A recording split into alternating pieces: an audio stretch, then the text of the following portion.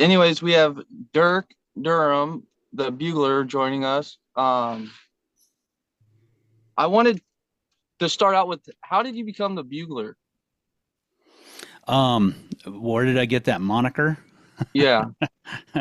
Well, it goes way back to probably, oh shoot, must have been 1998, 99, somewhere in there. And a good friend of mine, I lived in this town in North Idaho, and a good friend of mine, he wanted to go elk hunting. He'd never killed a bull with a bow before, but he'd been rifle hunting. He'd been successful, but one morning, one evening, he's like, "Hey, you want to get together in the morning, go elk hunting close to town?" And I said, "Sure, let's do it." So we got up early and went elk hunting, and we got out there. And we had a I have to remember the story. So actually, the night before, we went out scouting and we heard a bull bugle, and it's like, all right, well, we'll be here in the morning. So anyway, the next day we get out there. Well, we didn't know it because it was evening, it was dark and stuff. Well, it was the bull was right next to an active logging strip. Um, so the next morning, all the logging equipment was running. So you had skidders and you had line machines and stuff, and making lots of noise. And every time this is funny, every time the line machine would toot its little horn on the tooter, Yeah. um, the bull would bugle. And we're like, oh, this is great. So we knew right where he was without even making a call. So we got into position, and then then I started calling to him, and he started bugling at us, and then man, he was just getting hot. And then I started cow calling a little bit, and next thing you know, I cut him off, and here he comes. He comes charging in, and my buddy shot him at like 15 yards and tipped over dead. And anyway, um, well, I at that time I worked for Les Schwab tires, and I was working at the truck shop, and one of my log truck drivers come in. He was an older gentleman, and it turns out that was my buddy's uncle. And he's like, "Oh yeah, you're friends with my nephew Brent. Yeah, you're the bugler, aren't you?" Yeah, because I'd called in the elk for him, and and then fast forward a few years till when people started having aliases or handles on forums or whatever. I thought I'll just put the bugler on there. That'll work, and it just kind of stuck ever since. Wow. I I've wondered that. I mean, I watch a lot of stuff. Mostly because you're with Phelps Game Calls and they Yeah. live where I live, so I watch all their Okay. stuff. So, Yeah. but yeah, and I was like, I was I seen the Doug Flutie where where you pretend to be Doug Flutie and stuff, and I was like, oh, I want to ask him because I all the videos I've seen, I've never seen anyone say why you were called the Bugler. So I was just curious. Yeah, yeah, it's kind of a funny old story, but That's and pretty his cool. yeah, his uncle, he was an old character. Log truck drivers. If you're around logging communities, Yeah. log truck drivers and loggers in general are pretty colorful people, and he that old guy, he was one of my favorites. You have all your customers that come in, and yeah, yeah, you got your favorite ones, but he was always a favorite, and he had a funny way he talked, and he'd get all wound up telling stories and stuff. So yeah, I liked that guy a lot. So So because I was a logger, so the oh whistles yeah, is what the elk was coming to, yeah. Well, the yard whistles to the guys down the hill. yeah, yeah. That's That thing would crazy. go off, and he would bugle at it, and but I don't know that he was going up towards the strip, but he was they were on one Yeah. side of the draw and we were on the other, and every time that thing would go off, then he would bugle. It's like, oh, this is great. We'll just slide right in here and get close, and then start calling to him, and he seemed to be pretty wound up, and man, he came in on a string. Just it was awesome. That is awesome. Um, so how did you get connected with Jason Phelps and Phelps Game Calls? So way back in the day, so 2012, um, Corey Jacobson and I founded this magazine called Extreme Elk Magazine. So we started this magazine, and I was always on the prowl looking for stories. So always on forums and stuff, and I think it's Hunt Fish Washington or something. Then Jason had posted a picture of his big bull, and I'm like, hey man, I'd love to have your story for the magazine. Are you up for writing a story and sending in some pictures? And he said, heck yeah, I'll do that. So um, so he sent the pictures in, and then he just kind of started building calls. Or a few years before that, I'd kind of seen him on the forums. People, especially Washington people, they're like, people say, which elk call should I get? And everybody's like, oh, you got to get a Phelps call. And I'm like, at the time I wasn't using Phelps calls. I'm like, ah, dang Phelps, he's got a heck of a following over here. Dang it. Yeah. And then after we got that article out of him, then he started going to the Rocky Mountain Elk Foundation World Elk Calling Championship, and so I met him in person there. So, if anybody's ever met Jason, he's just the nicest guy, just easy to be friends with, just the best people. So we became friends right away and just kept in touch over the years. And I wasn't getting what I needed out of my other calls that I'd been using. The quality had slipped. It wasn't work. They weren't working right, and the relationship there wasn't very good with the other company. So, um, and Jason had always said, "Hey, if there's ever any opportunity to work together, I'd love to, collaborate, do something." And I had actually got somebody gave me, oh, my buddy Trent Fisher from Born and Raised gave me a couple calls earlier that year. He's like, hey, you should try these Phelps ones, and they were great. So anyway, I was on a elk hunt by myself in North Idaho, and I always do my best thinking, when I'm out by myself out in the woods, and it's like that's why I love solo hunting so much. Is it's just it's pretty therapeutic. Just get out there if you got things trouble in your mind, or if you just need to escape from all the pressures from work or whatever it is you're facing. It seems like elk hunting is just always the fix. So Yeah. anyway, I'd been a little bit disgruntled about the whole elk call situation, and I killed this bull, and it took 3 days to pack it out, and I was all by myself, and I've just you get a lot of time to think. And I got Jason Phelps. Here he is wanting to work together. He's just like, man, I'd really love to work together. And you got the other company who won't give you the time of day. So I'm just like, what am I doing? This is stupid. I'm crazy to continue this weird one-sided loyalty thing to this other company. I wasn't really getting anything out of it. Um, so we so as soon as I literally got home from packing that bull out, I'm like, Phelps, we need to talk about a collab.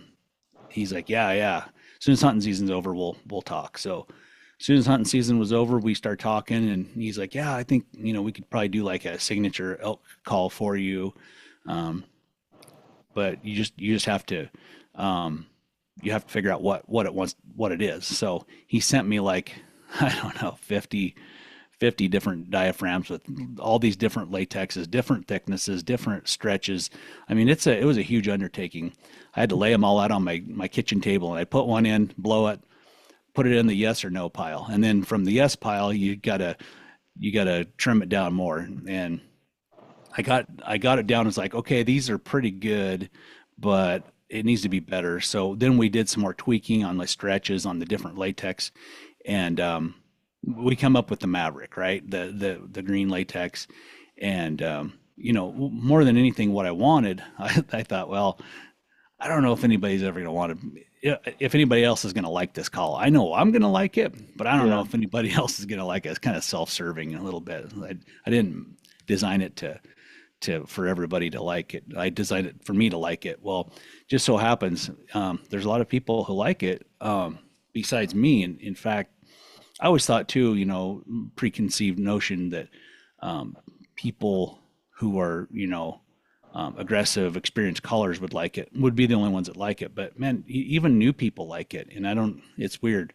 But what I didn't realize then that I know now after, doing elk calling education with a lot of people, like new callers, in your head you think, oh, they probably need something that's easy to blow or whatever. But a lot of new elk callers, they don't have that point of reference of how hard to blow. So some guys will just grab that thing and just blow as like like a tornado, man. They'll blow so hard. Where other people, maybe they're kind of subdued, they don't blow that hard. Um, Yeah. so you never can tell. So it was weird because there was, new people and people who are aggressive, and it's been, it's been a popular diaphragm. It's our most popular one. So I guess I got lucky. Yeah. Well, no, it's really popular. Like everyone I know, but I'm also in Washington, and Right. so I mean, Phelps is huge in Washington. He's big everywhere.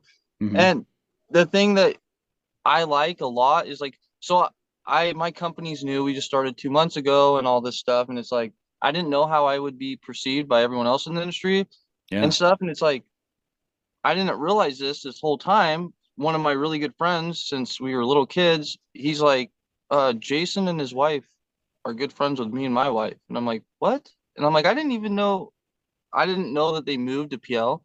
Oh, And he's like, yeah, Jason's my son's basketball coach. Our kids are friends and they play basketball together. And they're like, they are the nicest people in the world. Like they are genuinely nice people. yeah. And I met him one time at Portland Sportsman Show, and he was so nice, like 100% respectable, and like answered my questions and didn't act like I'm better than you. And Yeah. it was, yeah, a lot of respect for him. Yeah, yeah, small town people, It's all families, a bunch of loggers and small town people, and he's still that same guy. If I ever hear him if he gets frustrated about something, it's usually over, if it's at someone else, it's over people not doing the right thing.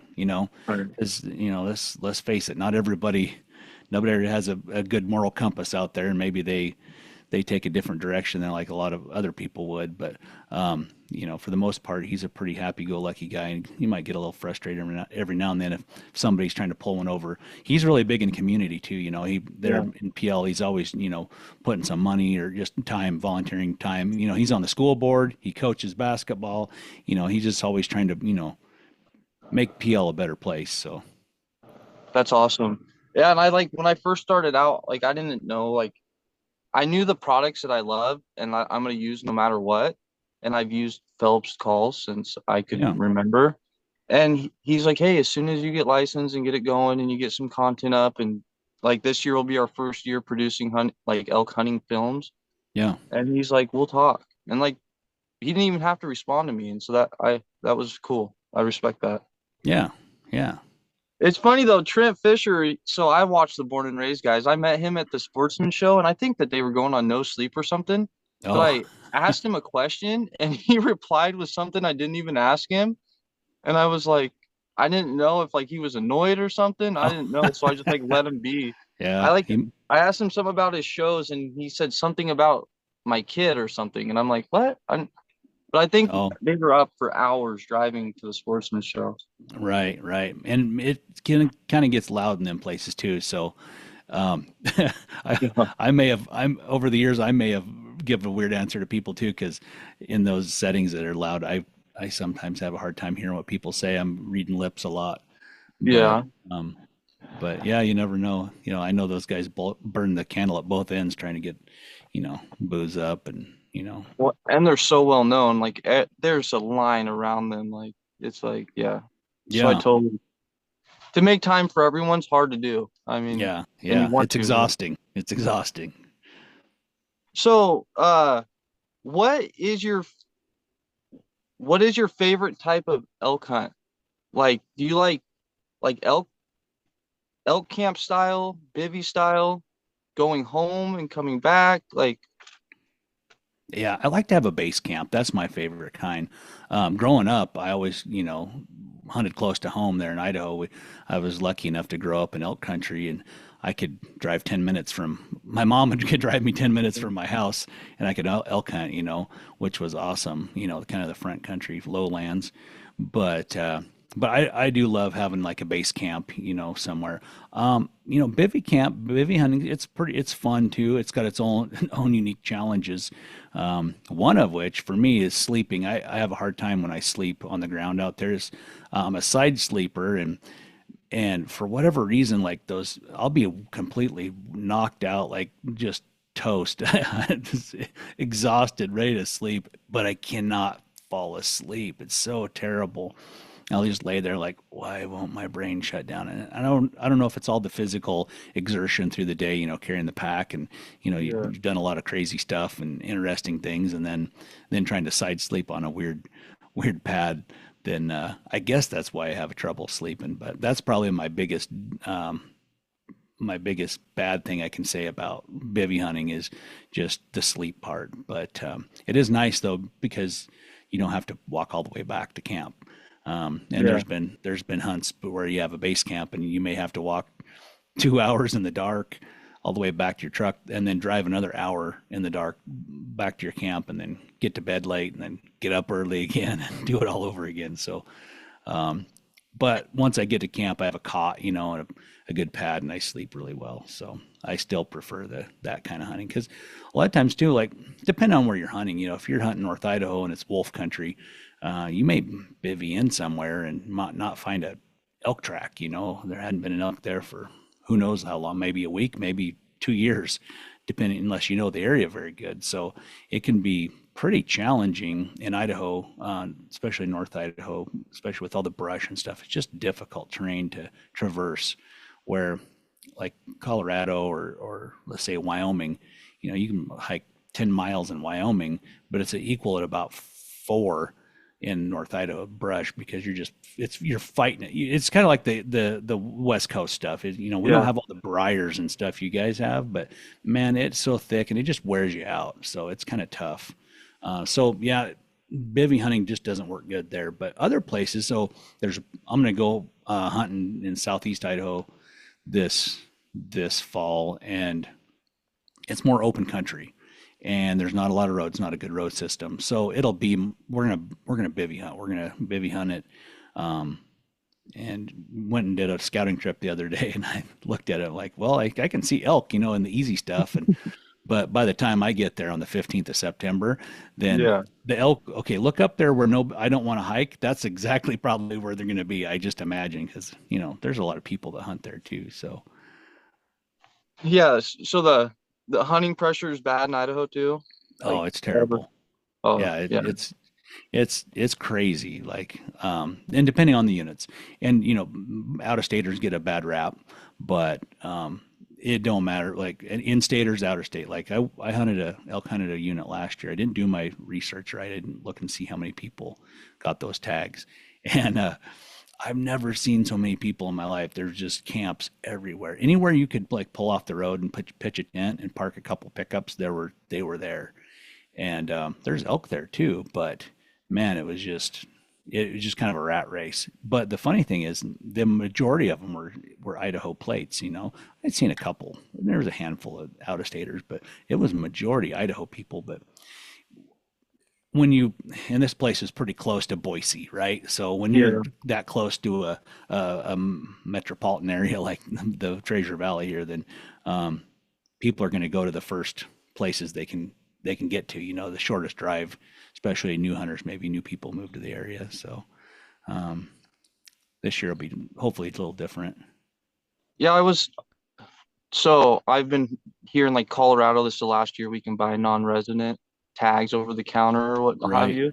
So we right, were thinking about going, but it's like I haven't hunted Colorado yet, but it's like yeah, every video I see, the trailheads look like an RV park, like horse trailers, campers, everything. It's like it's kind of oh yeah, intimidating because it's like, and there's other guys. I'm not going to be the only one that's thinking, oh, we'll hike further than anyone else. Well, no, there's 100 other people thinking that same thing.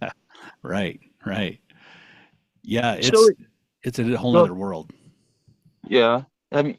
Is Idaho your favorite elk state then to hunt, or I'd probably say Montana. Well, Wyoming. I'd say Wyoming. I like Wyoming. It's a it's the mountains look different. It's a different kind of pretty. It's beautiful. It's wild. There's seems like you're a lot more remote, less people, and the elk hunting's good. Montana, I like it too. But man, Montana's tough. It's at least for me, it's been tough. It's not like a gimme. You go over there and work hard. I I hunted Montana last year and solo. Well, I had Dusty, cameraman Dusty, with me. If I'd had a caller, I think we'd have done better. There's so much that real nice, beautiful open timber like the lodgepole and stuff, where you think, oh man, I'd love to call a bull in here.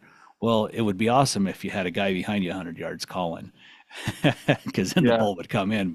But it was tough, getting navigating around. But yeah, I like I like I like everywhere. There's parts of Idaho that are great. North Idaho used to be awesome, but man, it's so wolf ridden. I think I went up there this summer to put cameras out, and I put them out, and then I did a bunch more scouting, and I went and I took them all down. I brought them home. It's like, you know what? I'm out. It's a long Jeez. drive. It's a long drive up there for me to get there, and then for the hunting to be so poor. There's not a lot of animals, so I'm just like, I'm gonna put my effort in closer to home somewhere, half I maybe didn't half realize they were that halfway bad far. up there. Yeah, there's pockets that are really good, but um, sometimes you'll find pockets of elk and there are elk there, but if there's been wolves around, a lot of times they won't Yeah. bugle, so they're real quiet. And then, or there's a lot of folks too, hunting. So some of the units up there that have good elk numbers, then there's a lot of people, a lot of roads, because it seems like where there's logging, there's more elk. You Yeah. get the further from civilization you get, way, way, way, way back in the back country, there's fewer elk, but they haven't managed the forest there at all either. So a lot of dead and dying forests, um, and the elk are just not doing that great there with the wolves. But you get closer to town, you got some logging going on. They got better food, and a little better, easier winters, and they got man, to kind of keep the wolves honest. You look at you look at the Frank Church Wilderness, for instance. Yeah. It's yeah, at one time it was a mecca for elk, right? And since then, the wolves come in and really messed it up. But also since then, it's burnt. Like people talk about, well, North Idaho habitats. It's all about habitat. You need more fires, and their wintering habitat needs to be better. But you look at the Frank Church; it's burnt from the river to the highest summits. I mean, you look at it on Google Earth. There's not a lot of standing timber there anymore. Yeah.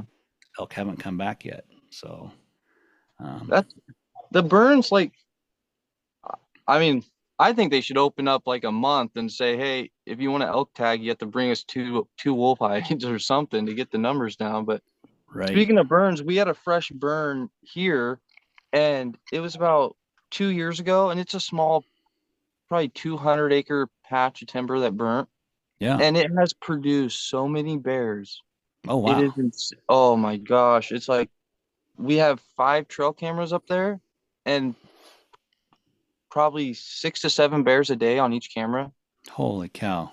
Yeah, Just a and bear mecca. it's insane. It's like Huh. me and my buddies were like, we all gotta, even if they're like, I mean, the sow with the cubs is one thing. We don't Right. really shoot them, but we got to get the numbers down because it's like you probably know or heard Jason talk about like they call it the battleground unit. I don't know if you know that unit, but it's like I there used to be tons of elk here, and yeah. now there's nothing. Wow. Damn. So w- if you are approaching a new area that you haven't elk hunted yet before, Hmm. um, what kind of strategies do you use? And do you will you will you set up your elk camp like you like, or will you drive bugle, and like to get a response before you Hmm. pick where you're gonna set camp? Or Okay. Well, first off, I like to, if I can, I like to drive all the roads in the area I'm gonna hunt. Like just drive them. Just what's open, what's not open, where are people camped, where are people hunting. If you get there and season's already going, if you spend a day, half a day even driving around, just like, oh, okay, there's a bunch of people over here. I don't like hunting around people, so I'm gonna try to avoid them. So there's that part, just learning the road system and understanding how where people have access and where, if there's a lot of people there, where they're elk going to be pushed away from that road. Maybe they'll be pushed away. Maybe they won't, depend on the country. But, and then also access, like, you can like look on your map all you want, but until you get there, it's like, oh man, that road, it took 3 hours to drive 2 miles, because the road was so bad. Or maybe it's a really good road. You never know. Or maybe there's a gate on it, that they didn't have updated on your map or whatever. So it's good just to know before you go. And then how are you going to access their areas, or let's say maybe you hunt through, park a rig on one side, hunt through to another vehicle, and then that way you don't have to backtrack, right? You can make some smart hunts like that. But I typically like to kind of have camp where I'm kind of central, kind of like right in the middle of a lot of good hunting, to where um, I can go up this way one day, and if that don't pan out, I can come back to my camp and I can go back another way without backtracking. Like, which there again, like North Idaho, sometimes I'll drive 2 hours or longer in the dark in the morning just to get into a completely new, fresh area from my camping. And at that point, I was like, man, I wish I'd have had my camp over on this side more. But you try to do that central thing to where it's easy to bounce around, I guess. Um, but backpack hunting too, like let's say Colorado. I talk to a lot of guys. They'll go to Colorado. They're like, yeah, we're going 7 days. We're gonna backpack in for 7 days to this spot. And I've heard the same story. They'll go to that same spot and like they'll hunt that same spot for 7 days and they'll just turn up nothing. Like, yeah, there was tracks and sign here when we first got here, and every day it got worse. And you don't know what happened the week before. There might have been another party of people in there pushing elk out of there. Um, so I kind of like a hybrid. So in a situation like that, if Colorado or somewhere I was going to possibly bivy hunt, I would make some day hunts into some places and then confirm like, oh yeah, there's a lot of country here and there's a lot of elk sign around here and I heard some bugles, whatever, chase them around. Then when I walk out, I'm going back with a bivy pack so I could stay for 3 days or whatever, and then hunt it out. And usually you can hunt out an area pretty effectively in 3 days, and then by then you're gonna be like, all right, we need to change scenery and go hunt some elk that we haven't Yeah. fouled up or stunk up, So, and then I'll go to just completely another random drainage, or the next drainage over, or two. I'll have a plan before I start hiking, right? I'll have done all my e-scouting beforehand, like, okay, these are all these spots. Um, and that, like you said, that whole trailhead thing with like 40 pickups at it, that's a real deal. That's a real thing. But I found too, like a lot of those people have that same mindset. They're like, yeah, we're gonna get on that trail and we're gonna out hike everybody. We're just gonna go 10 miles. We're gonna go deeper than anybody else. But a lot of times people just they get on that trail and they bugle on the trail and they get way back there and then they hunt off the trail a ways. But whereas if you bushwhack, don't even go on that trail. Look at that trail system and say, okay, well over here there's no trails, there's no horse trails, and it's pretty rough and steep to get into. But there's some good looking basins up here that don't have trails into them. We're gonna have to climb, and work hard to get there. But that's probably where I would pick to go. I would go to somewhere like that. Because if there's been, you got 40 pickups at the trailhead, you can bet they're pushing elk away from that Yeah. trail. So they're probably going to go into those kind of places. Yeah, and they're all probably bugling in a row Oh yeah, oh coming yeah, down the trail. oh yeah. Yeah, you see that. People, I have a friend, he shot an elk a few years back, and so he just sticks to that one spot every year. And it hasn't turned up nothing since. But he's just Mm-hmm. like, that's my spot. That's where I know elk are there because I shot one there. And I'm like, Yeah, man, you gotta give it up. yeah, You're yeah. trying to It's move easy to spots. do. People fall in love with a spot, but which I love North Idaho. That's my kind of pretty, I love it up there. It's just beautiful. The nostalgia, I grew up in North Idaho, and the forest looks like it did when I was a kid. You got all these memories, and it's beautiful country. And then when elk hunting was good, you're like, yeah, we had bulls over here, we had bulls over here. But then slowly, it just kind of it's like it's almost like having a crazy girlfriend, right? they they con you back into coming back every Yeah. year, and then pretty soon they leave you heartbroken. And finally, I just like, you know what, we're breaking up. This is Yeah. it. I'm not coming back. Uh, Yeah. It's like this. Wow. There was a video that I watched that you did. It was like it inspired me, I'll be honest, because it was like and you're funny. Like I like guys that have a sense of humor and they're not all serious all the time. And it's like, Right. but you were talking about your story, how when you grew up and stuff, and you didn't really play many sports, but your parents would allow you to hunt and all this stuff. And Yeah. that as a kid, you wanted to be an elk hunter, and you knew that. And it's like, Yeah. and then you got to where you're at now, and like being with Phelps Game Calls, like open the door, like I think you were saying, and now you can just do that full time and stuff. And it's like that's inspiring for people that are younger like me that like I've wanted to do this my whole life. I had the name Alcoholics picked, but Yeah. it was already taken. Mm. And so I had the person passed away and that's why it became Oh shoot. available. Oh wow. And so it's like I've been just I guess I that's kind of an excuse for not starting sooner, but I wanted that name and that's the name I've had since I was a kid. Yeah. And so that's what I stuck to. But yeah, hearing you say that is like that's inspiring to know that no matter like and you were saying you worked at Les Schwab's and stuff, and now look, you're one of the Yeah. biggest names in the industry, so Yeah. that's pretty cool. And I think the ticket to making it in the hunting industry is do it because you love it. Do the things that you're trying to do because you love it, not because you're trying to get likes or follows or people to watch it on Instagram or Facebook or YouTube.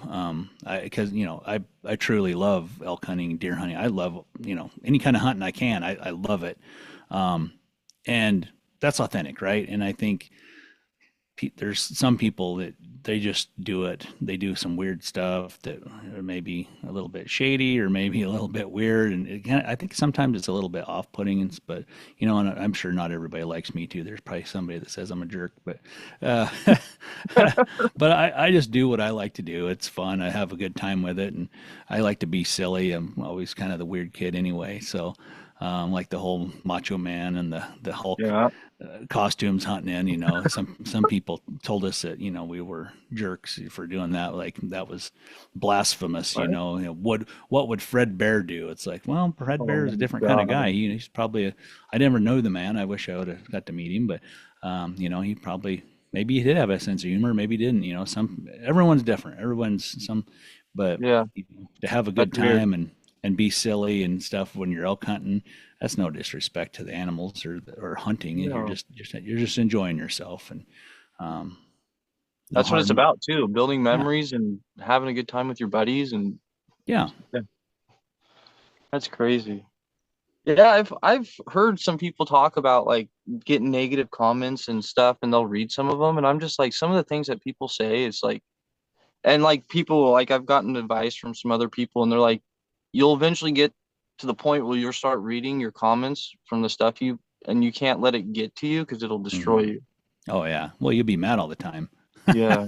people people are just like they use social media as this outlet to where they say whatever they want because they're even if they have their face and all their personal like pictures and stuff, they're just sharing. It's probably not a real snapshot of their real life. And then if they can say, they can say whatever they want on there and with no repercussions. Back in the old days, if you talk too much crap, somebody'd show up on your door and punch your teeth out. But these days, it just don't work like that.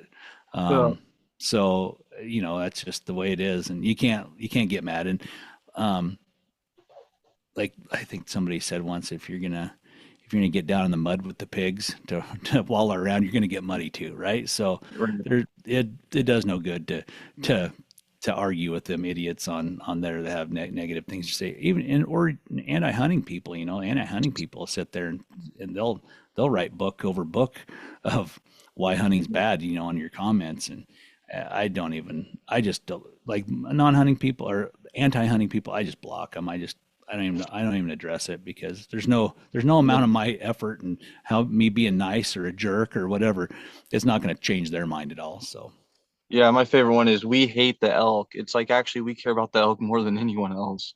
oh yeah, yeah, Yeah. So what? Yeah, misguided passion. right. So when you're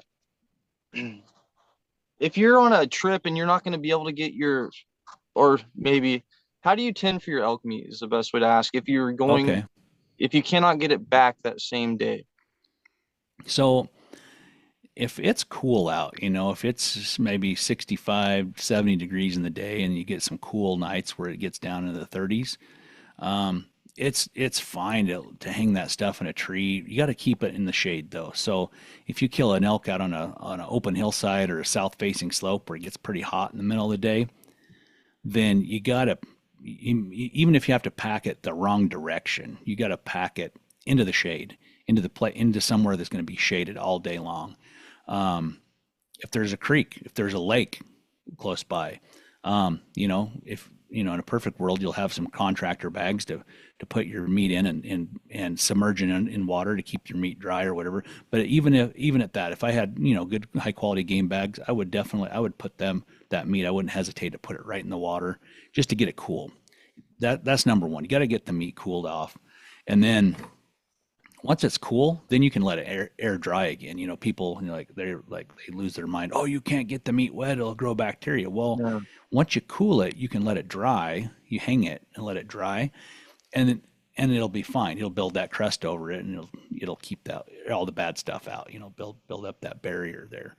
But that's my advice there. But let's say we had a base camp and we got it packed out to the camp. Now, if it's pretty warm and a lot of times base camps you don't have a perfect shady spot to put your meat. I would have done my research to make sure there's like a meat shop close by to where I can go hang it at least. We like to cut our own meat if we can, but either take it in and hang it or let them cut it. Depending on where you're at, some Yeah. meat shops they're like, no, if you hang it here, you have to have us cut it. So you have to kind of know before you go. You got to call around and make that, put that in the old hunting budget because a $300 bill for a cut up elk, that's a lot of money if you're not expecting it. Right. At least for me, it is. But also like what I did in New Mexico 2022 killed this bull and it gets pretty warm there in the middle of the days. It was probably 75 or 78. It's pretty warm, but we got the hide off that thing immediately.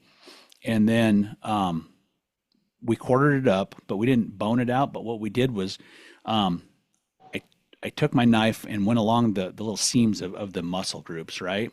And kind of pulled the muscles away from the bone to let it air out. But then I kept it in a bag. So we hung it there. And there was a good breeze. We were in the shade all afternoon, but there was a good breeze and it dried that stuff out. And then it got it cooling. And once the sun went down, it wasn't blazing hot. Then we started packing meat. And we packed, at dusk. And then I think me and Dusty did it. We two tripped it. So we packed that thing out in two trips. And we packed the second trip out in total darkness. But back at the truck, I had a cooler ready to go waiting. So in that cooler, you have to kind of pregame it, right? You don't want to just take your cooler with nothing in it. Depending on what you have at your disposal, I like to get some water jugs, some 1 gallon water jugs, and pour a little bit out, and then put them in the freezer and freeze them solid. So I'll have like 10 frozen water jugs inside there, and then whatever, if I can fit in like a block of ice or like a couple big solid blocks of ice, I'll throw those in there too, and that'll pre-cool my cooler, right? That'll make sure that it's a cold cooler that's going into. So then you put it in there, and then you want to get to town as quick as you can and get dry ice on it. There again, if they don't have dry ice, wet ice is fine, normal ice. But what you're going to have to do is as soon as you get it home, you have to get it dry. You have to hang it and get it dried. But on the way, one thing too is like when you put your meat in those coolers, on the way home from New Mexico, I'd pull over about once an hour and I'd jump out and I'd run back to our trailer and open the cooler up, and I would take those quarters and bags of meat and I would rotate them. I'd turn them to where make sure that like every piece of that meat's getting cold ice. Because if you just leave it down in the bottom, there'll be some spots that, especially in that cooler or that just meat on meat, it won't get cold enough. So you have to just be diligent and make sure you're turning the meat, getting it cold, cold, cold, keeping it on there. And we filled up with ice a couple, 3 times. And then I'd drain all the water out and then put more ice in. I couldn't get any dry ice. So But by the time we got home, it was good to go. And then I have a walk-in cooler at home. Um, another That's Les nice. Schwab, another Les Schwab story. When I worked there, then one of the contractors came in and said, "Hey, we're doing a remodel in a Subway sandwich shop, and it's got this walk-in cooler. And I know you're a hunter. Would you like to buy it?" I'm like, "I don't know Wow. how much." He's like, $400. I'm like, "I'll take it." There's a walk-in Phew. walk-in freezer, but my brother-in-law's an electrician. He changed out the thermostat, so it now it can set whatever temperature you want. It'll freeze or it'll keep it like it. I think I put it about 28, 29 degrees in there. But so I bring it home. I've got racks in there. It's not real big inside. It's 6 feet by 4 feet by 6 feet or whatever. So it's big enough with racks. You can put a couple elk on the racks, or you can get creative. There you can probably put 3 elk in it. But anyway, I get home and I put that in there, and then I start trying to find, if I don't have time to cut it, then I'll have to try to find a meat shop to do it. And it's here where I live, it's there's a lot of hunters and there's not a lot of meat shops that would do wild game. So it's kind of tough to find. So That's like here. It's like the meat shops. Like I have a couple. The most popular one is Matt's Custom Meats, but it's like soon as season starts, within days, it's like full. Sorry, full. Like on their website and stuff. Not yeah, accepting no more meat. Will notify you when space available. And that's yeah, like. And I grew up kind of old school, where it's like we'd drag our whole deer out, or like if we shot an elk, we would like cut it in quarters or whatever, but it was no, always just toss it in the cooler with ice and head right, for home. And right, so I just wasn't learning like I was learning how to make it manageable if you're local. I right. never really was learning if you're at a distance. And a few years ago, I seen Randy Newberg was saying for him when he hunts out of state, the best thing for him is like he takes a gallon of milk and freezes it or something and puts the frozen milk jugs Oh, in there. I think he just recycles the milk jugs. Yeah, so Oh, yeah, but it's just for I think that's where I got how I do it. I heard Randy Newberg talk about it and was like, okay. well, we don't drink milk, so so I just get the water bottles, the Okay. gallon jugs and freeze them solid. So, So but it's not milk. no, I think he's recycling the milk jugs, but Oh, I was wondering about that. I'm like, I wonder what's different between frozen and water. it keeps longer. Yeah, that's Uh, funny. Um, so if you put it in the creek to cool it down and then you take it out to dry, what's the most time you'll leave it underwater for? I'd probably leave it there for a day at least, you know. More Okay. than that, I think it's probably not going to be beneficial, but to get it, but just get it under there, let's say as you're shuttling meat, you're packing meat, um, I think it'd be fine to be in the water for a day, but after that, I probably wouldn't. You should be able, if you have buddies, you could probably get it packed out, and by then too. So if it's cooler, if you got somewhere to hang it in the shade, once you get it, cooled off overnight or something, you could always pull it out, hang it in the shade, and let it hang there if it's getting down in the 30s at night. Okay. So what's your favorite type of elk to hunt? I've only hunted Rockies. I've never hunted Really? Roosevelts. Yeah, I've yet to hunt a Roosevelt. What? One of these days. One of these I did days. not know that. Yeah, yeah, Wow. I yeah. see Corey, you and Corey Jacobson grew up together, right? Yeah, we went to high school together. Yep. I seen his video when he came over. I think it was the first time he came over to the coast, and he said he always had this dream as a kid, like where it was like the tall timber with the tall ferns, and a Oh yeah. bull would just be coming down. And it's like that is like the most epic way to kill a bull on the coast. It's like that Oh tall yeah. timber cleared out with the ferns and stuff. Oh yeah. Has he got a Roosevelt yet? No, I don't think so. No. Wow. No, I don't think so. So, what all states are you hunting for elk this year?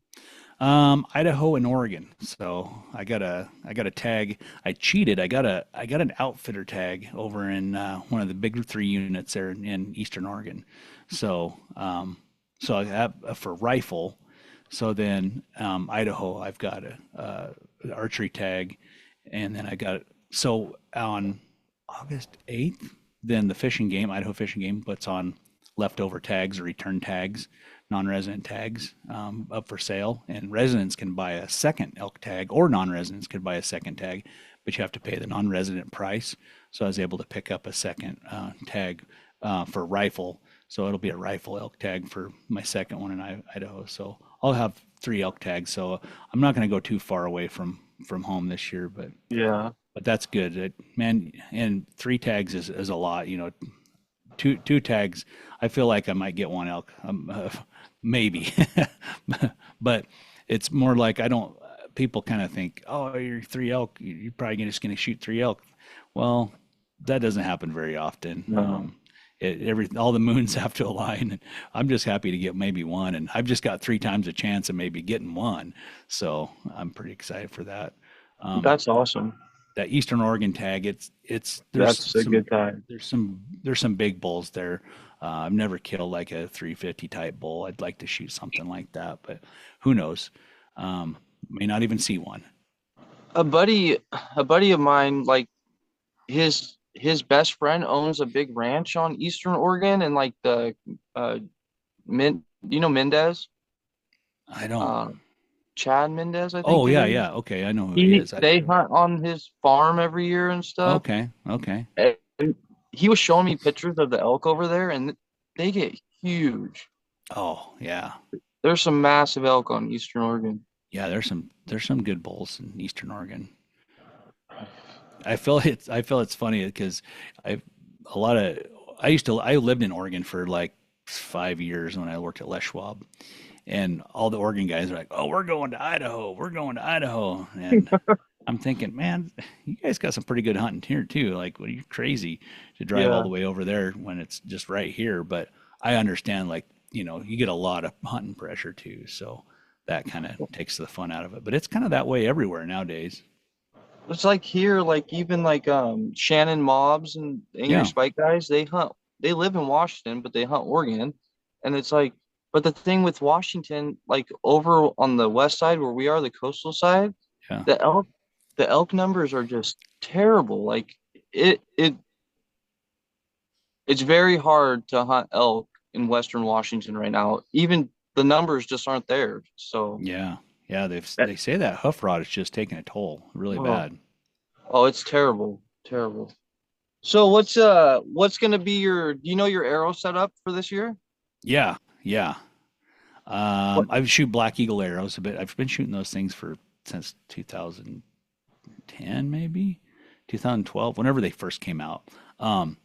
And except for one year, I shot a different brand. But anyway, I have shot the Iron Wills. I've shot the the Grim Reaper Micro Hades 3 blade.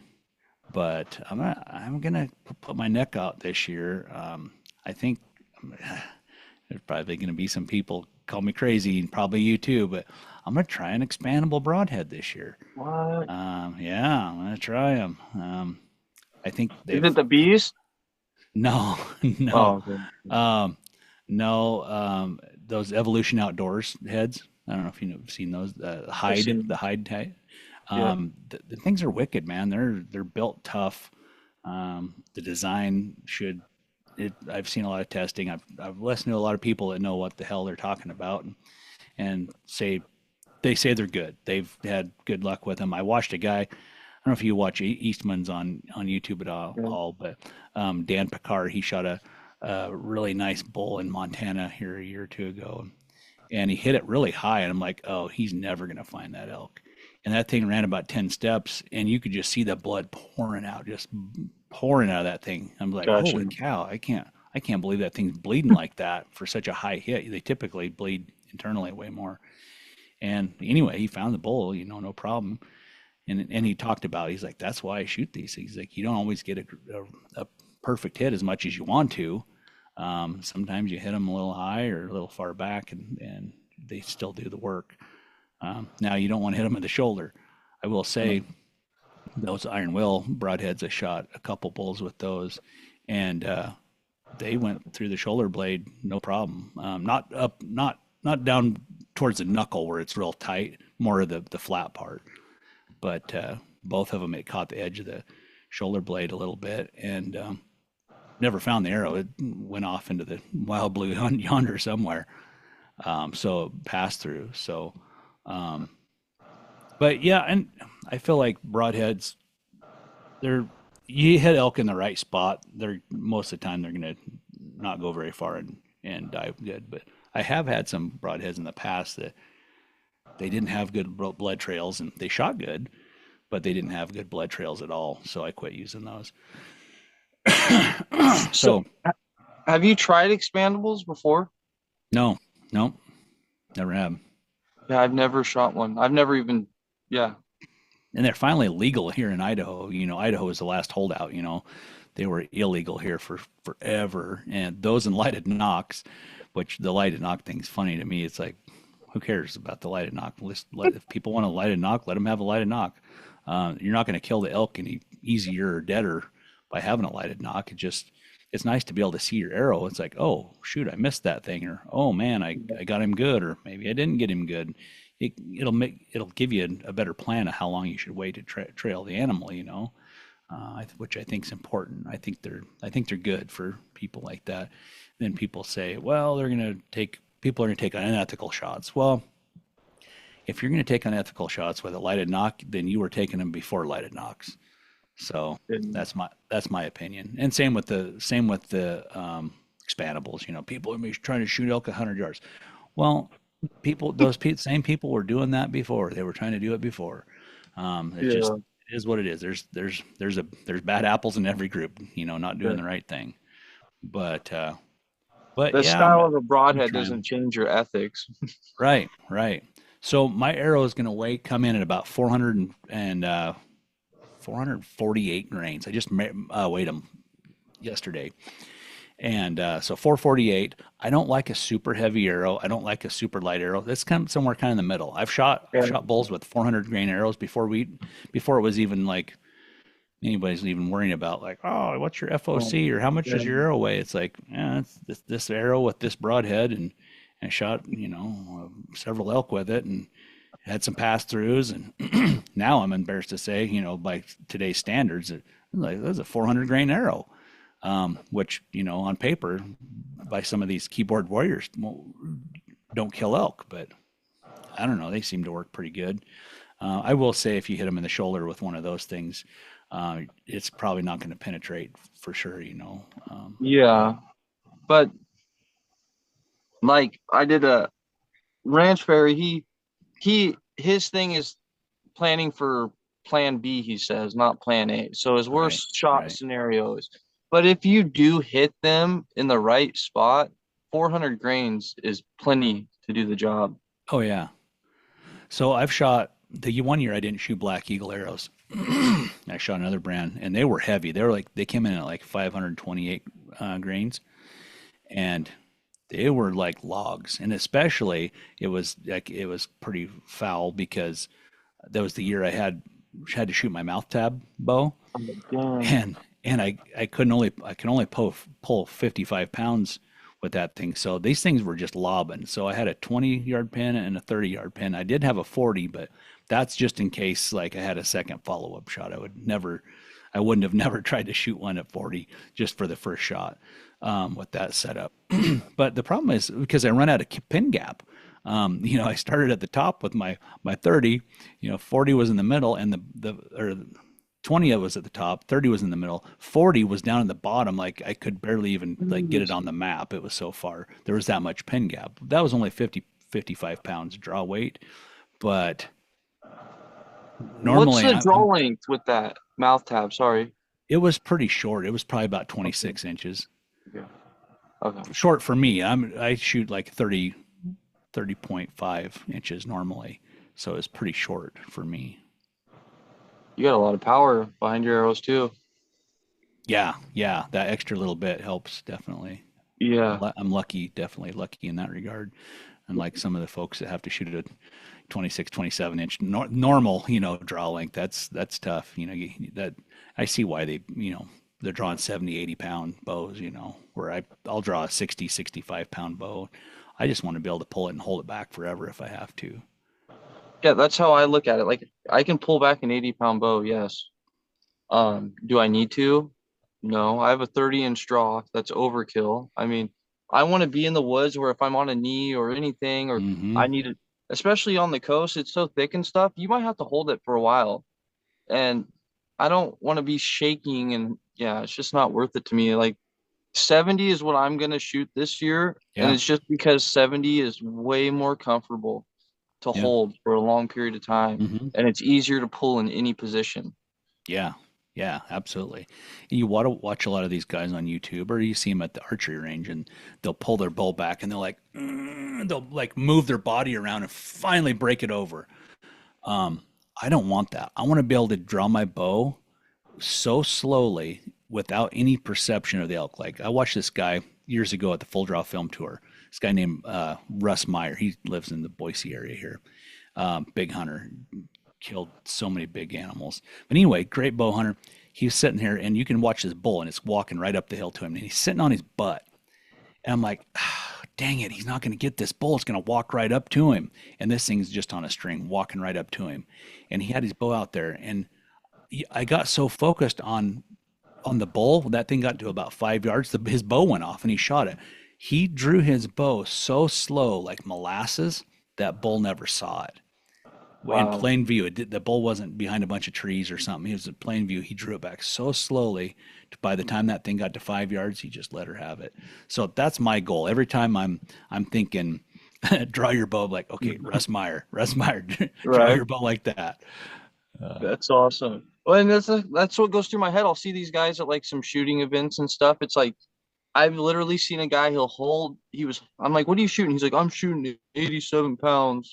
And I'm like, oh, wow, nice. And I'm like, he's like, I could go up, but I'm gonna stay there. And I watch him draw. Me and my dad were watching him. And it's like he holds it up and then like would use his body weight to Oh pull it yeah. back, and he's shaking, coming in, shaking. And it's like, that's way too much weight for you, man. Like, I don't know what you're trying to prove to anyone, but and it's Yeah. like B is like you don't want to get out in the woods and have to deal with that when it elk because your nerves are gonna be through the roof anyways.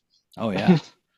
And trying to sky draw and not Oh be seen, yeah. It's it's not not gonna good. happen. Well, last No. fall, for instance, in Montana, I was sitting with my back. There was this private property fence line, and there was a bull bugling on the other side of the property, and we were about 60 yards from the fence line, and he just wouldn't come. He wouldn't break loose. So I'm like, let's fade away from this fence, and I started bugling and cow calling a whole bunch, like, but then we just walked away, like this bull's pushing these cows away down over the hill. And I got down there and I got quiet, and then I snuck back up the hill a ways, and we sat down there, and we sat there for like an hour. Well, I was kind of like standing, and I finally was like, man, I'm gonna sit down. I'm tired of standing. It was really steep, so I'm sitting there, and I'm kind of keep an eye over my shoulder, and I look behind me, and here comes this bull. It's a nice 6 point. So I'm sitting on my butt, and he's coming this way. Like he's not going to walk out in front of me. So I'm like, oh, what an idiot. Why did I sit like this? I should have never done this. I was a lazy idiot. So I had to like slowly get up and not be seen getting up and draw my bow all in the same kind of slow motion, little by little. And every time he'd walk behind a tree, I'd move a little bit. But by the time he finally got within range, and I'd already ranged all the trees, I'm like, okay, that tree right there. He's going to walk behind it. He's going to be 50 yards. So I was drawn back, ready to go. He stepped behind the tree, or he stepped out, and I cow called, and he stopped. And I shoot, and my arrow went right over his back. He was 40 yards. So I just muffed it. I I thought I was looking at the right tree, but there was another tree that they all kind of looked the same. There's a big stand of Doug fir timber, with no limbs, and they all kind of looked the same. So anyway, it was the wrong tree, and yeah, so I missed him. But anyway, the point is, you learn to don't shoot a whole bunch of weight. If I had been shooting a 75, 80-pound bow, there'd have been no way I could have drawn my bow without getting seen in that situation. Right. See, and that's like point A is like a lot of guys don't talk about their misses, which is whatever. But Yeah. it's like, yeah, like you're saying that would have never even been possible with more draw weight. And that's, yeah, yeah, Yeah. Yeah, that's why I'm a firm believer.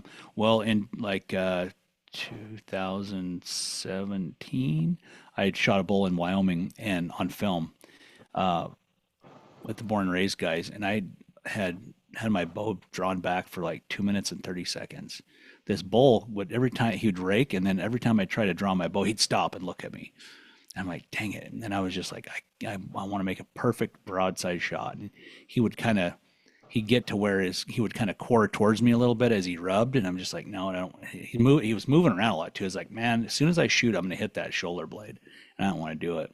So finally, I'm like, I think it's safe. So then I drew my bow, and then he'd rub and look at me and just would not give me a shot. And finally, he turned around and started walking off. And finally, just as if he'd have had took one more step, I wouldn't have been able to shoot. But he finally was quartering away, and I was able to take that shot. One of those 400 grain arrows, and yeah, went through and through. It went flying. It was 60 yards on the other side of him, and he went about 40 yards and died. But anyway, I was shooting 60 pounds that year. Had I been shooting more than that, I'd have never been able to make that shot. yeah. I was maxed out at that point anyway. It's like, man, I hope I get a shot soon because I was about ready to die because I was holding it so long. I wonder, I don't, I mean, I understand like with is an ego thing, but I don't know. I feel like so many guys, like if people all meet or stuff, like, oh, you bow hunt or something, like, what's your poundage? It's like, why does it matter? Like, but it's Yeah. always like, well, I'm pulling 80. It's like, cool. Like, I don't really care. No offense, what you're pulling, but it's like, I don't understand. Does that make you cooler, or I don't know. I know for me, I'm gonna be comfortable and I'm gonna do what I feel is good for me and what I feel I can do every time, no matter what the situation is. Yep. And that's like when I when I first got into archery too, and I was trying to get up to 70 pounds, and it was like a struggle. And it's like I couldn't even focus on having a good shot because I was so much energy exerted just through trying to shoot the 70 pounds that Yeah. I couldn't even relax to focus on what I'm Mm-hmm. doing. Yep. Yep. Yeah. Bow hunting's hard enough already. Why make it harder? Like, just make it easy. Like, make it as easy as you can. And I feel like, shooting lesser poundage when maybe the cool thing, it's like pretty trendy right now to shoot 80 pounds or more. I think Cam Haines, makes it kind of trendy, and people are like, they want to be cool like him, Yeah. and more power to him. And he draws his bow easy at that. But a lot of the guys that are doing that aren't drawing their bows that easily. So just make it easy on yourself. I'm not here to impress anybody. I just want to kill that elk if I can. Yeah. So what specific call do you think you use the most? The bugle? Yeah, I'm pretty bugle heavy. I will say it's a pretty good balancing act. I cow call quite a bit too. Like, um, I want the bull. I'm trying to paint a picture. Like, there's hot chicks over here that want to go home with him, and they may not like this other bull, but I want to talk enough smack with my bugle to where that other bull gets mad and wants to come in and fight. Because I found over the years, and you can watch this on YouTube too, but if you've been calling elk for a long time, if you just kind of stick to cow calls mostly and only, um, bulls will come in a lot more alert. They'll come in like they're coming in alert, they're looking, they're smelling, they're going to maybe circle because they're just making sure there's not another bull with those cows, right? You don't want to come in and get blindsided. I just watched a film at the guys from Go Hunt produced Lorenzo, and I don't remember the other fellow's name. It was his first archery elk hunt, and they were calling in this bull. This bull was coming in on a string until he got to the edge of this timber, and then it got into this burnt stuff, and he just really slowed down, and then just really slowing, and then he just kind of started circling a little bit. And anyway, he ended up not getting it. But so I feel like you kind of run into the danger of having them hang up or catch your scent if you just only cow call. Now, I've done it. I've cow called in bulls before, but it seemed like if I can make them mad, if I can make them mad, they will they will kind of they'll take them off their guard. They'll let their guard down and they'll come in to fight. Like they're not looking for like danger, like human danger or whatever. They're coming in to fight and they're ready to fight that other bull. They're not like Yeah. worrying about getting beat up. They're going to come in like that mouth tab bull I shot. He come in ready to fight. I'd been cow calling a bit, but man, I was ripping these great big lip ball bugles about every 5 steps. We were just walking and bugling. And we'd like kind of walked past him. We didn't even hear him. And all of a sudden, like, Dusty, I just heard a bugle like right there. And we turned around, walked over by some trees, and I barely got my arrow knocked in time, and my bow pulled back, and bam, here he comes out. And he had his head down, had his antlers forward, and his eyes were about to bug out of his head. It was the craziest thing. I wish Dusty could have got a better view than or as good a view as I got. But I was like, holy cow, his eyes like were like wide and you could see the whites of them and like they were kind of rolled up. Like he was mad. I've never seen an elk that mad. So he was like so you're saying they get to the point where they're so ticked off that they're not oblivious to their senses aren't up like they would be. Right. And They're so not he's just thinking. coming in just Yep. he's ready for war. Yep. I feel like it's just like, humans, like you got human behavior. If you mess with some dude long enough and finally piss him off to where he wants to fight, you see red and you're just like nothing, everything around you just kind of fades out and girlfriend's yelling or wives yelling or whatever and there's the Yeah. cops and some guys are just like I don't care at this point. I'm going to Uh, beat you up. Like I feel like that's that whole primal anger those bulls will get to. um Another big bull I called in, it was the same thing. He didn't he I watched him walk from like 200 yards to this big open timber right straight up the hill to me, and right when about he got to me, he circled into the brush into the tag alders, but then come right around me at 5 yards, like he was like getting on the same level of ground as I was yeah. to fight. And yeah, it's amazing. That's the goal for me. um Now it doesn't always work that way, you can't always work up every one of them like that. um, I always say, out of every 10 bulls that you hear bugle, you might call one in. So one out of every 10 bulls you'll call in. So I might hear 10 bulls bugle in the landscape, but I'll actually only have one come in to like um, bow range and actually come in. You know what I mean? Some people like, oh yeah, I called in 27 bulls last week, and but they just like, okay, the bull bugled at them and they walked 10 feet towards them. They count that as a call in. But to me, they have to come Yeah. in like you fooled him. He thought you were an elk. He came in. Now, you may not have got a shot, but he came in pretty close and, brush, maybe he winded you, whatever, may not have worked out. But that's a call in to me. Yeah. And bringing him into bow range is a calling to me. Yeah, yeah, absolutely. Now there may be too much brush. He may smell you. He may pick you off. Whatever the case is, but they got to come in. Pretty close bow range. If he hangs up at 50 yards or even 80 yards, that's a call in. Yeah. But I know guys they'll pad their numbers a little bit. So I know we're running out of time. One last thing. Yeah. What would be one trick or tip that you would give people going into this season that you think it's overlooked the most or not thought of the most? Um, Man, there's so much information out there these days, but I feel like people still they still overlook, just being an aggressive caller, not aggressive caller, but aggressive hunter.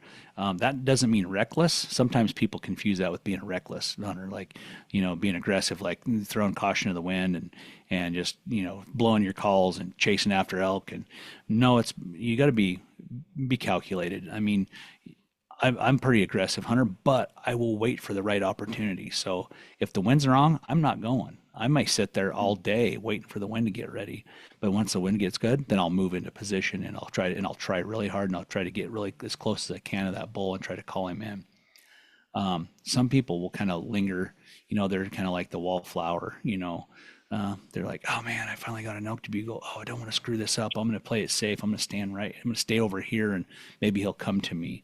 But a lot of times that just doesn't work. Sometimes it does. Sometimes you get lucky, but most of the time you gotta get close to them and give them a reason to come in close. So yeah, Yeah. be aggressive, and then also I think people give up a lot pretty easy. They're like, oh man, we've hunted for 4 days, we even haven't heard a bugle, or we've been having bugles, but we had stinky luck, or whatever the case was. I think I'll go home.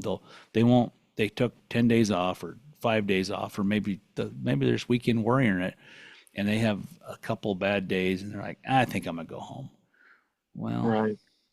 you're just going to go home and you're going to regret it, and you're going to be painting the fence or mowing the lawn or doing some chores around the house, and you'll be thinking about, dang it, I should be up there in the mountains right now. And you open up your social media and see some big bull some other jerk killed, and you're like, oh man, I knew I shouldn't have left. I should have stuck it out. So regret's a pretty hard berry to swallow, for a whole Right. year till next season. So make the most Well, of your time. a lot of guys, it's like day one, two, they're gun ho, feel great and stuff. It's like I've seen Yeah. guys on day three, four, or five, they're like, "Oh, I got to go home," Yeah. and they don't want to just say that they're tired or Yeah. whatever. But it's like those are the moments where it's like, and then everything happens as soon as they leave. Oh yeah. Yeah, definitely. Yeah. And keeping a positive outlook, it's really easy. I sometimes even get a little bit poopy. I try to keep a positive outlook, but man, if you're getting kicked in the teeth every day, it's hard to stay So yeah, positive. But man, you just have to. You can't let it in. Get negative and get in, because it can change in a heartbeat. Like I've I've I've hunted to the last bell, the last light on the last day, I don't know how many times, and several times I've killed in that last 15 minutes of light. So you just have to have that hope. This is going to work. This will work. I'm going to play it all the way to the end. right. Or maybe too, always consider changing if you're hunting with a partner or something. Maybe hunt with someone that helps bring you up. Maybe you're hunting with someone that helps bring you down. You know what I mean? Yeah. People never think of that. Oh So. yeah, that's a real thing for sure. Alrighty, well, thank you so much for doing this. I appreciate this a lot, and Yeah, absolutely. Enjoyed it. good Yes. good luck this season, and hopefully we hear from you again. Yeah, yeah, you too. Yeah, good luck. Thanks for All having me right. on. I enjoyed it. Yep.